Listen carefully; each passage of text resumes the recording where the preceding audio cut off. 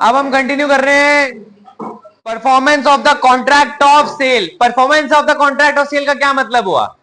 आपके कॉन्ट्रैक्ट की परफॉर्मेंस कैसे होती है? कोई भी कॉन्ट्रैक्ट हो, अगर सेल के रिगार्डिंग है नहीं है तो भी क्या होती है? परफॉर्मेंस के रिगार्डिंग आप क्या करते हो? आप बेसिकली क्या करते हो, जो भी टर्म्स ऑफ द कॉन्ट्रैक्ट है उसको कंप्लीट कर देते हो। ठीक है, अब आपकी सेल जो है, सेल के अंदर क्या होगा, आपके गुड्स की डिलीवरी, गुड्स की ओनरशिप ट्रांसफर, पैसे ट्रांसफर, इन सब करने के रिगार्डिंग प्रोविजंस होंगे। ठीक है, कुछ प्रोविजंस ऐसे भी होंगे जो ओनरशिप ट्रांसफर होने के बाद अप्लाई हो रहे हैं। ठीक है, तो जो बाद में अप्लाई हो रही है चीजें, जैसे आप वारंटी देते हो कि साल भर तक कोई दिक्कत हुई तो उसके बाद में क्या होगा, अगर कोई दिक्कत आ रही है तो हम रिप्लेस कर देंगे, ठीक कर देंगे। ठीक है, ये सब वारंटीज भी आप देते हो, है ना? तो ये सब वारंटीज को अगर अपने हटा के एक बार सोचें कि सेल कब कंप्लीट होगी, तो बेसिकली आपने जब ओनरशिप ट्रांसफर कर दी है और उसके रिगार्डिंग आपने डिलीवरी भी दे दी है और आपने बदले में उस इंसान से जो कंसिडरेशन मांगी थी, पैसे जो थे वो आपने ले लिए हैं। ठीक है, तो सेल कंप्लीट तभी हो जाती है। टेक्निकली तो वैसे कंप्लीट तभी हो जाती है, बट आपकी कोई कंडीशंस है तो उनको परफॉर्म करने के लिए भी आप क्या कर सकते हो, आप एग्रीमेंट को वापस से रिकॉल कर सकते हो। तो आपकी जो परफॉर्मेंस ऑफ कॉन्ट्रैक्ट है, इसको बंद कर दे, ईयरफोन्स लगा के बैठे हैं, बंद कर दे उसको। हाँ, तो अब गाइस देखो क्या दिया हुआ है आपके प्रोविजन के अंदर कि the performance of a contract of sale implies delivery of the goods by seller and the acceptance of delivery of the goods and the payment of the price for them by the buyer in accordance in the term of the contract। तो मतलब delivery of the goods आपने किया, सामने वाले ने उसको accept कर लिया, तो बेसिकली क्या हो गया, आपकी ओनरशिप ट्रांसफर हो गई। ओनरशिप ट्रांसफर होगी, एक साइड से आपने क्या कर दिया, ओनरशिप ट्रांसफर कर दी, दूसरी साइड से आपने क्या ले लिए, उसके रिगार्डिंग पैसे ले लिए as per the terms of your contract. ठीक है, क्लियर है? ये क्या हो गई, आपकी performance of the contract of sale हो गया। अब इसमें देखो डेफिनेशन डिलीवरी की क्या होती है। डिलीवरी की डेफिनेशन आपने पहले देखी थी, वॉलंटरी ट्रांसफर होता है। वॉलंटरी ट्रांसफर के अंदर क्या होता है, फिजिकली या तो ट्रांसफर कर देते हो या फिर आप बेसिकली क्या करते हो, कंस्ट्रक्टिव डिलीवरी कर देते हो या सिंबॉलिक डिलीवरी कर देते हो। सबको याद है तीनों का डिफरेंस? एक्चुअल डिलीवरी, कंस्ट्रक्टिव और सिंबॉलिक। एक्चुअल के अंदर फिजिकल पोजेशन ट्रांसफर कर दी। ठीक है, कंस्ट्रक्टिव के अंदर कस्टडी किसी और पर्सन के पास रखी हुई है। ठीक है, कस्टडी किसी और पर्सन के पास है और आपने बाहरों बार ही क्या कर दिया, सेल कर दिया। बाहरों बार सेल करने की वजह से क्या हुआ, आपने बेसिकली पोजेशन कभी ट्रांसफर नहीं की, बट जो पर्सन गुड होल्ड कर रहा है उसको कम्युनिकेट कर दिया कि आपने गुड्स जो है वो बेच दिए हैं, अब आपको क्या करना है, सामने वाले के बिहाफ पे होल्ड करना है गुड्स। अब यहाँ पे एक चीज आती है जो आपने पहले नहीं पढ़ी थी। ठीक है, वो क्या है कि अगर मैंने मान लो मैंने गरिमा को दिए थे गुड्स उस टाइम पे, है ना, और डेजी ने खरीदे थे मेरे से गुड्स, तो गरिमा के पास गुड्स हैं और डेजी ने गुड्स खरीद लिया है मेरे से। तो जब तक गरिमा ये एक्नॉलेज नहीं करती है कि हाँ मैं डेजी के बिहाफ पे अब गुड्स होल्ड कर रही हूँ, तब तक वो कंस्ट्रक्टिव डिलीवरी पूरी नहीं होती है, तब तक वो ओनरशिप ट्रांसफर नहीं होनी चाहिए। पहली बात तो गरिमा को पता होना चाहिए कि वो किसके रिगार्डिंग गुड्स होल्ड कर रही है। तो मैंने उसको बताया कि मैंने सेल कर दिया। अब गरिमा बोल रही है कि नहीं यार मेरे तो डेजी के साथ लड़ाई हो रखी थी, तो मैं उसके बिहाफ पे नहीं काम करूंगी, कोई मैं नहीं होल्ड कर रही। ठीक है, तो गरिमा क्या बोल रही है कि मैं नहीं होल्ड करूंगी, तो मतलब उसने एक्नॉलेजमेंट नहीं दिया, अब उसने एक्सेप्ट ही नहीं करी। वो बोल रहा है कि तुम ले जाओ गुड्स, ये बोल रहे हैं कि भैया आप ले जाओ गुड्स, मेरे को नहीं होल्ड करने। ठीक है, आप अपने आप दे देना। ठीक है, तो उसने एक्नॉलेज नहीं किया, तो मतलब डिलीवरी पूरी नहीं हुई, चाहे मैं ट्राई कर रहा था कंस्ट्रक्टिवली डिलीवर करने के लिए। हाँ, अगर गरिमा ने एक्नॉलेज कर लिया कि हाँ मैं डेजी के बिहाफ पे गुड्स होल्ड करने को रेडी हूँ, अब मैं ये मानने को रेडी हूँ कि ओनर कौन है, डेजी है, तब वो कंस्ट्रक्टिव डिलीवरी एक्चुअली पूरी हो जाएगी। ठीक है, सिंबॉलिक के अंदर आपने गाड़ी की चाबी दे दी, वेयर हाउस की चाबी दे दी सामने वाले को कि हाँ ठीक है अपने हिसाब से देख लेना। ठीक है, तो वो हो गई सिंबॉलिक डिलीवरी। तो आपको तीनों डिलीवरीज वापस से रिवाइज हो गई, कोई दिक्कत इसके अंदर, समझ आ गया, कोई डाउट? ठीक है, duties of seller and buyer. Buyer और सेलर की ड्यूटी क्या होती है? ड्यूटी सेलर की क्या है, डिलीवर करना गुड्स को, और ड्यूटी बायर की क्या है, एक्सेप्ट करना गुड्स को और उसके रिगार्डिंग पेमेंट करना। ठीक है, ये क्या होती है, दोनों की ड्यूटी होती है। उसके बाद क्या दिया हुआ है, payment and delivery at concurrent conditions. Concurrent conditions क्या होगी, कॉन्करेंट कंडीशंस क्या होगी, जो कंडीशंस आपने बेसिकली एग्री कर ली हैं। ठीक है, वो तो क्या होती हैं आपकी कॉन्ट्रैक्चुअल कंडीशंस। तो कोई भी आपका सेल ऑफ गुड है, उसके अंदर परचेज कोई कर रहा है कोई गुड, उसको डिलीवरी चाहिए, उसको ओनरशिप चाहिए, तो बदले में उसकी क्या होनी चाहिए, पेमेंट होनी चाहिए। तो ये दोनों एक्सपेक्ट क्या है, चाहे कोई भी कॉन्ट्रैक्ट हो, ये दोनों एक्सपेक्ट तो क्या रहेंगे, कॉन्करेंट रहेंगे। कॉन्करेंट का मतलब क्या है, हैंड इन हैंड रहेंगे। अगर आपने डिलीवरी कर दी है, सामने वाले डिलीवरी एक्सेप्ट कर ली है, तो अब सामने वाले को पेमेंट करनी पड़ेगी। ठीक है, सेल्स ऑफ गुड्स के पर्सपेक्टिव से ये दोनों चीजें क्या है, कॉन्करेंट है। अगर आपने पेमेंट एक्सेप्ट कर ली है तो आपको डिलीवरी सामने वाले को करनी पड़ेगी। तो ये दोनों चीजें क्या है, एक दूसरे के साथ कॉन्ट्रेंट है। अगर पैसे नहीं दिए आपने सामने वाले को, तो डिलीवरी की ऑब्लिगेशन नहीं आ रही है। अगर आपने डिलीवरी एक्सेप्ट नहीं करी है तो आपको पैसे देने की ऑब्लिगेशन नहीं है। ठीक है, तो कॉन्करेंसी क्या है, जब दोनों पार्ट्स क्या है एक साथ कंप्लीट होंगे। एक साथ का मतलब क्या, टाइम में गैप आ सकता है, बट एक चीज हो रही है तभी दूसरी चीज हो रही है। ठीक है, अगर एक चीज हो रही है तभी दूसरी चीज होएगी, अगर एक चीज नहीं हो रही है तो सामने वाले की ऑब्लिगेशन भी नहीं है। आपने देखा था ना परफॉर्मेंस के टाइम पे, सामने वाला अगर परफॉर्म करने से मना कर देता है तो आपकी भी ऑब्लिगेशन खत्म हो जाती है। तो वही वाला पार्ट है ये। क्लियर है, कॉन्करेंसी समझ आई दोनों की। अब देखो उसके अलावा डिलीवरी ऑफ गुड्स के रिगार्डिंग क्या है, रूल्स है। अब देखो परफॉर्मेंस के अंदर क्या आती है, डिलीवरी ऑफ गुड्स आती है, तो डिलीवरी ऑफ गुड्स के रिगार्डिंग क्या है, कुछ रूल्स बना दिए हैं। वो जो रूल्स है उसको आपको एक फ्लो चार्ट के थ्रू दिखाया हुआ है। तो पहला आपके क्या दिया हुआ है, डिलीवरी। डिलीवरी का मतलब आपने देख लिया क्या होती है, एनीथिंग जो आप करने को रेडी हो सामने वाले को पोजेशन ट्रांसफर करने के लिए, उसकी ओनरशिप ट्रांसफर करने के लिए, प्रॉपर्टी ट्रांसफर करने के लिए, मतलब में आप क्या ले रहे हो, पैसे ले रहे हो। ठीक है, और वो आप कैसे कर रहे हो, कंस्ट्रक्टिवली कर सकते हो, सिंबॉलिकली कर सकते हो, फिर एक्चुअली पोजेशन ट्रांसफर कर सकते हो। Effect of part delivery. Part delivery का इफेक्ट क्या होता है, ठीक है, पार्ट डिलीवरी का मतलब क्या है, जैसे मान लो मेरे को 10 टी शर्ट मिलनी चाहिए थी सामने वाले से, दुकानदार से मेरे को 10 टी शर्ट मिलनी थी। दुकानदार ने क्या बोला कि एक काम करो, ये 4 टी शर्ट एक बार ये रख लो, बाकी की 6 में भिजवाता हूं। तो आपने इस फेथ में रख ली कि हाँ आप 4 टी शर्ट है वो रिसीव कर रहे हो, और आप 6 भी जो टी शर्ट होंगी वो भी रिसीव करोगे, और आपने मना नहीं किया है उसको रिसीव करने के लिए, तो वो भी क्या है, वैलिड डिलीवरी, वैलिड ओनरशिप का ट्रांसफर माना जाएगा। अगर आपने गुड्स रख लिए अपने पास विद दिस इंटेंशन कि आप बोल रहे हो कि नहीं नहीं मेरे को नहीं चाहिए, ये मेरे को 10 के 10 चाहिए थे, तूने नहीं दिए हैं, ठीक है, मेरे को पूरी की पूरी टी शर्ट, तो इस वजह से आप क्या बोल रहे हो, सामने वाले को मना कर रहे हो डिलीवरी के लिए, तो उस केस में डिलीवरी जो है वो कंप्लीट नहीं होगी। ठीक है, पार्ट डिलीवरी अगर आपने एक्सेप्ट कर लिया और बाकी की चीजें भी आप डिलीवर करवाने के लिए रेडी हो, आपने ये चीज एग्री कर ली है किसके साथ में, सेलर के साथ में, तो वो पार्ट डिलीवरी भी वैलिड ओनरशिप का ट्रांसफर मानी जाएगी। अगर आप उसको एग्री नहीं कर रहे हो, सामने वाले को नहीं बोल रहे हो कि मैं बाकी की डिलीवरी भी लूंगा या फिर ये भी है ये भी वापस ले जाए, ऐसी बात आपने कर दी, तो मतलब आपकी ओनरशिप ट्रांसफर नहीं हुई है। क्लियर है ये चीज, आया समझ में, कोई डाउट इसके अंदर, पार्ट डिलीवरी समझ आई। नेक्स्ट क्या है आपका, buyer to apply for delivery. Generally क्या होता है कि बायर को सामने वाले को बोलना पड़ता है कि भाई डिलीवर कर दो या पैसे दे दो, सॉरी पैसे ले लो और गुड ट्रांसफर कर दो। ठीक है, तो डिलीवरी के लिए आपको ऑप्ट करना पड़ेगा, आपको बेसिकली सामने वाले को बताना पड़ेगा कि भाई डिलीवर कर दे। ठीक है, आप दुकान पे जाते हो गुड्स लेने, दुकान वाला थोड़ा ना घर पे गुड्स बेचने आ रहा है उस टाइम पे, जब आप दुकानदार के पास जा रहे हो, ठीक है, तो आपने दुकानदार को बोला भाई ये चीज मेरे को खरीदनी है, तब बोलेगा हाँ ठीक है भाई खरीद लो। ठीक है, तो आप बेसिकली बोल रहे हो कि भाई ये चीज मेरे को हाथ में पकड़ा दे, डिलीवर कर दे। कोई घर पे भी आपके सेलर आ रहे हैं ना, तो वो सेलर घर पे आ रहा है उसका मतलब ये नहीं वो डिलीवरी कर दिया। आप जब तक नहीं मांगोगे उससे गुड्स, आप परचेज नहीं करोगे, तब तक डिलीवरी नहीं होगी। तो डिलीवरी के लिए जनरली कौन ऑप्ट करता है, डिलीवरी के लिए जनरली बायर जो है वो ऑप्ट करता है। सेलर की रिस्पॉन्सिबिलिटी नहीं होती डिलीवरी के लिए ऑप्ट करना, अनलेस आपने कोई एग्रीमेंट कर रखा हो इसके रिगार्डिंग। ठीक है, एग्रीमेंट क्या हो सकता है कि आपने बोल दिया हो सेलर को कि भाई जब भी गुड्स तैयार हो जाए मेरे को बता देना, डिलीवरी के लिए पूछ देना करवानी है कि नहीं करवानी। ठीक है, आपने इस टाइप का कोई एग्रीमेंट कर लिया तो वो अलग केस है। जनरली क्या माना जाता है कि बायर जो है वो ही डिलीवरी के लिए सामने वाले को कम्युनिकेट करेगा। ठीक है, नेक्स्ट पॉइंट क्या है, place of delivery. Place of delivery कैसे डिसाइड होगी, देखो प्लेस ऑफ डिलीवरी आपकी अगर कॉन्ट्रैक्ट के अंदर दी हुई है तो वैसे ही मानी जाएगी, अगर नहीं दी हुई है तो उस केस की बात हम कर रहे हैं। ठीक है, तो इसके अंदर आपके कुछ पॉइंटर्स दिए हुए हैं। पहला पॉइंटर क्या दिया हुआ है, good sold are to be delivered at the place at which they are at the time of the sale. ये मान लिया जाएगा जिस टाइम पे, मान लो आपने कोई डिलीवरी के लिए कोई लोकेशन नहीं बताई, आपने कोई टाइम पीरियड नहीं बताया, आपने कुछ भी नहीं कम्युनिकेट करा, उस केस में क्या होगा, जो डिलीवरी होगी वो कहां पे कंप्लीट होगी, जिस टाइम पे आपने सेल फाइनलाइज कर दी है ना, उस टाइम पे मान लिया जाएगा जहां पे वो गुड्स पड़े ना वो डिलीवर्ड स्टेट में पड़े हैं। तो हमने पहले एक प्रोविजन पढ़ा था ना स्टार्टिंग में, जो प्रोविजन पढ़ा था, जो मैंने बोला था तुम्हें थोड़ा अटपटा लगेगा, ऐसा जनरली होता नहीं है कि जब आपने एग्रीमेंट कर लिया है तभी वो सेल मान ली जाएगी, तभी ओनरशिप ट्रांसफर मान ली जाएगी। ये वही पॉइंट है, वो रिपीट हो रहा है। ठीक है, सेकंड पॉइंटर क्या दिया हुआ है कि goods agreed to be sold are to be delivered at the place at which they are at the time of the agreement of the sale. मतलब कि जो डिलीवर होने थे, मतलब अभी तक आपके गुड्स वो यहाँ पे है नहीं, प्रेजेंट नहीं है आपके पास, वो गुड्स है नहीं, हो सकता है फ्यूचर गुड्स की बात हो रही हो सकता है कंटिजेंट गुड की बात हो रही हो, तो उन दोनों केस के अंदर क्या होगा, उन गुड्स के केस के अंदर क्या हो रहा है, बेसिकली आप ये बोल रहे हो कि जब भी गुड्स आ जाएंगे, ठीक है, गुड्स आपके पास ओनरशिप आ जाएगी, तो यहाँ पे एग्रीमेंट हुआ, यहीं पे डिलीवरी मान ली जाएगी। मतलब वो इंसान के पास गुड्स पहुंच गए जहां पे वो पहुंचने चाहिए थे, मतलब कि जो सेलर है उसके पास गुड्स पहुंच गए उस टाइम पे, हाथों हाथ मान लिया जाएगा कि डिलीवरी कंप्लीट हो गई है, सामने वाले को आगे अब लेके जाने हैं। डिलीवरी ओनरशिप मतलब ट्रांसफर हो जाएगी उसी टाइम पे। डिलीवरी का मतलब क्या है कि फिजिकल पोजेशन भले ही ना गई हो, ओनरशिप ट्रांसफर हो गई, ओनरशिप की डिलीवरी हो गई है, प्रॉपर्टी की डिलीवरी हो गई है। क्लियर है ये चीज। नेक्स्ट टाइम क्या है, सॉरी नेक्स्ट पॉइंट क्या है, the goods are not then in existence at the place at which they are manufactured or produced। ठीक है, अगर एग्जिस्ट ही नहीं कर रहे थे गुड्स, मतलब बने ही नहीं है, ठीक है, तो उस केस में कहां पे मान लिया जाएगा, जहां पे दे आर बीइंग मैन्युफैक्चर और बीइंग प्रोड्यूस्ड।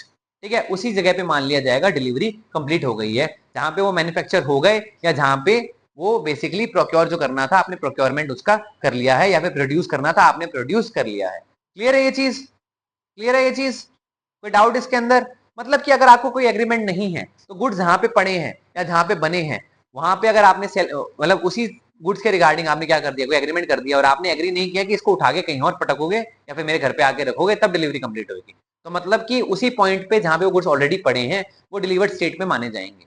ठीक है, आपको एग्रीमेंट करना पड़ेगा, अदरवाइज उसको डिलीवर्ड स्टेट में मान लिया जाएगा। नेक्स्ट पॉइंट क्या दिया हुआ है, time of delivery. Time of delivery अगर कोई फिक्स कर रखी है तो उसके रिगार्डिंग आपको सेम टाइम पे ही डिलीवर करना पड़ेगा, फिर टाइम बाउंड हो, आप उस टाइम के अकॉर्डिंग आपको डिलीवरी करनी पड़ेगी। ठीक है, उसके अलावा अगर टाइम नहीं दिया हुआ है तो आपको रीजनेबल टाइम के अंदर डिलीवरी करनी पड़ सकती है, अगर आपको बोला गया है कि आपको गुड्स ट्रांसफर करने हैं तो। ठीक है, उसके बाद क्या है, goods in possession of a third party.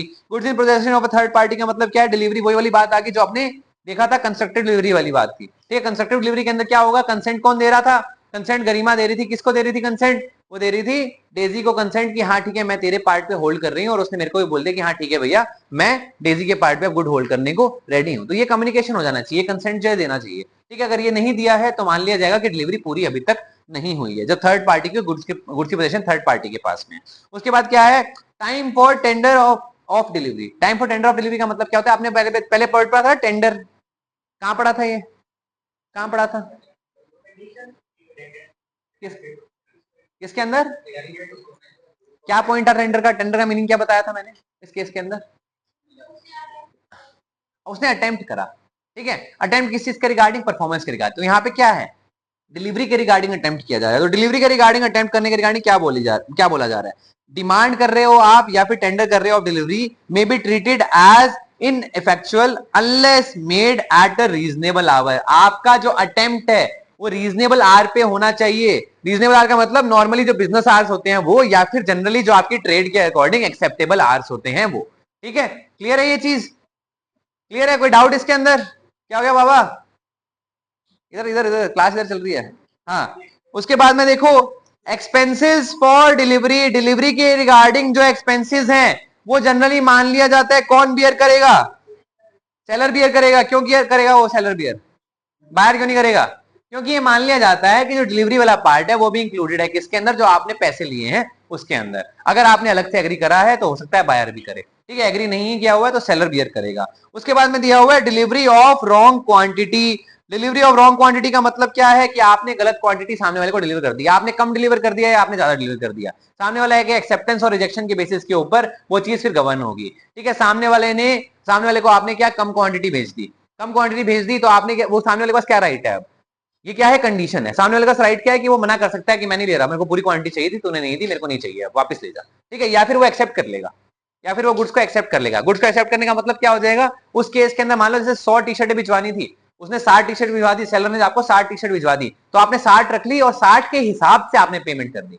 60 के हिसाब से आपने पैसे एडजस्ट कर लिए। वो पूरी पेमेंट के अगेंस्ट आपके एडजस्टमेंट नहीं हो रही है, उसके जो पार्ट पेमेंट है उसके अगेंस्ट ही आपकी एडजस्टमेंट हो रही है। चलो अब ये केस देख लेते हैं जिसके अंदर आपने ज्यादा क्वांटिटी भिजवा दी, 100 भेजनी थी, गलती से 120 भेज दी, तो सामने वाला उसके अंदर भी रिजेक्ट कर सकता है कि मैं तो 100 मांगे थे 120 पे भेज दी, वापस ले जा। ठीक है, ये कर सकता है कि मेरे पास जगह ही नहीं है। मान लो आपने 100 फ्रीज मांगे थे और उसने 120 फ्रीज लाके दे दिए, वो कहे मैं 20 फ्रीज रखूंगा कहां पे, वापस ले जा। ठीक है, तो आप सारे के सारे ट्रांजेक्शन को भी वहां पे क्या कर सकते हो, रिसाइन कर सकते हो, आप वापस से सारे के सारे गुड्स भेज सकते हो। ठीक है, अदरवाइज आप उतना पार्ट रख सकते हो जितना आपने एग्री किया था, और जो आपकी पेमेंट है वो उसके रिगार्डिंग एडजस्ट ऑलरेडी हो जाएगी, या फिर आपने जो पार्ट एक्सेप्ट कर लिया, आपने अगर एक्स्ट्रा गुड्स भी एक्सेप्ट कर लिए हैं तो आप एक्स्ट्रा गुड्स के रिगार्डिंग भी जो आपकी ओरिजिनल ट्रांजेक्शन की अमाउंट थी उसके अकॉर्डिंग आप एडजस्टमेंट कर लोगे, अगर कोई सेपरेट एग्रीमेंट उसके रिगार्डिंग एग्जिस्ट नहीं करता है तो। क्लियर है ये चीज, एक्स्ट्रा अमाउंट अगर आ गई आप वापस कर सकते हो या रख सकते हो, या फिर आप एक्स्ट्रा अमाउंट भी एक्सेप्ट कर सकते हो। क्लियर है ये चीज। लास्ट पॉइंट देखो क्या दिया हुआ है, हाँ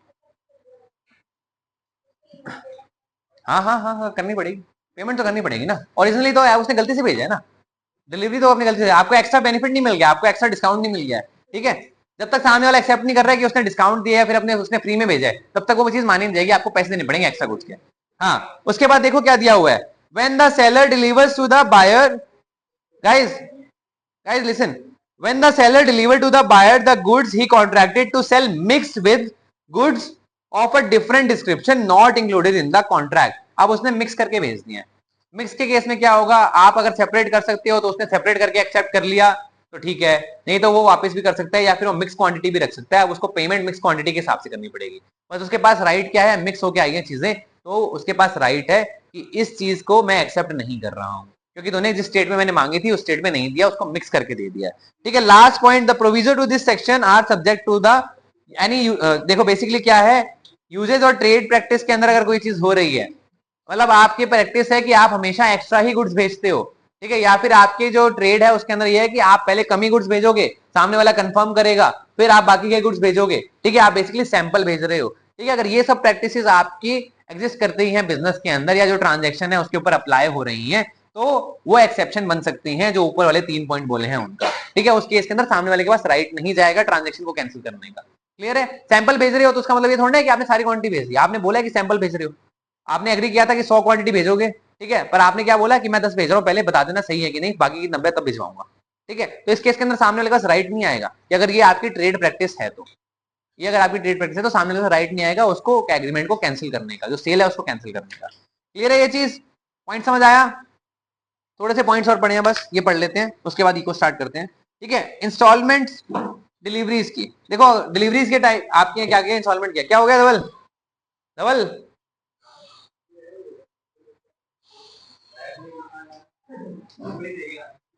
कोई नहीं, ठीक है, सिलेबस उनका ही पूरा नहीं हो रहा। ठीक है, इंस्टॉलमेंट अगर आप डिलीवरी के बाद में कर रहे हो, इंस्टॉलमेंट कर रहे हो, बेसिकली आप पेमेंट कर रहे हो इंस्टॉलमेंट्स के अंदर। ठीक है, तो इंस्टॉलमेंट्स के अंदर पेमेंट के टाइम पे क्या होगा, अनलेस अदरवाइज एग्रीड, मतलब एग्रीमेंट की बात करना है कि अदरवाइज एग्रीड नहीं किया हुआ है तो buyer is not bound to accept delivery in installment. Sorry, delivery की बात हो रही है, पेमेंट की, डिलीवरी इंस्टॉलमेंट।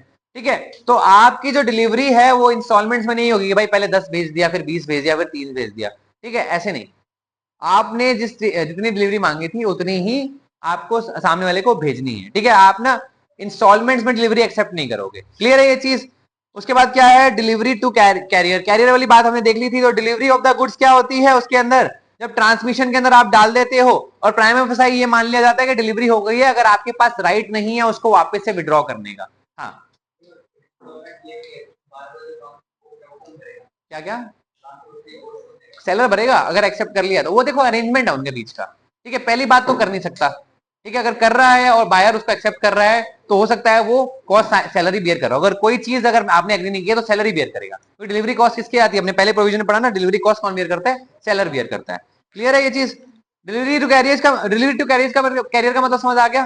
कैरियर वाला पोर्शन पॉइंट वही है जो हमने पहले डिस्कस किया था। उसके बाद क्या है, डिटोरिएशन ड्यूरिंग ट्रांजिट। अगर ट्रांजिट के टाइम पे डिटोरिएट हो रहा है कुछ, ट्रांजिट का मतलब जब डिलीवर हो रहा है, मान लो मैं हनुमानगढ़ में बैठा हूं और मैंने गुड्स कहां से मंगा लिए, मैंने मुंबई से गुड्स मंगवा लिए, सामने वाला बोल रहा है कि भाई गुड्स खराब हो जाएंगे इतनी दूर जाएंगे तो, क्योंकि 1-1.5 दिन का 2 दिन का टाइम लग जाएगा, गुड्स खराब हो जाएंगे। तो वो ट्रांजिट के अंदर अगर गुड खराब हो रहे हैं तो किसकी गलती है, वहां पे जो बायर है उसकी गलती है, क्योंकि सेलर ने बता ही दिया है कि ये चीज जो है वो सही नहीं है, ये गुड्स जो है वो ट्रांसफर अगर मैं करूंगा यहां से तो खराब हो जाएंगे। अगर सेलर ने नहीं भी बताया है और गुड्स का नेचर ये है कि ट्रांजिट में वो खराब हो सकते हैं, तो उसमें भी गलती किसकी है, बायर की ही गलती है। अगर ट्रांजिट के अंदर डिले हो रहा है या फिर कोई सेलर की गलती है तो उसके अंदर सेलर भरपाई करेगा पैसों की। क्लियर है ये चीज? ट्रांजिशन वाला केस समझ आया? ट्रांजिशन का मतलब जो आप ट्रैवल, जब वो गुड्स ट्रैवल कर रहे हैं एक जगह से दूसरी जगह पे, उसको आप ट्रांसपोर्ट कर रहे हो एक जगह से दूसरे, उसको बोलते हैं ट्रांजिट।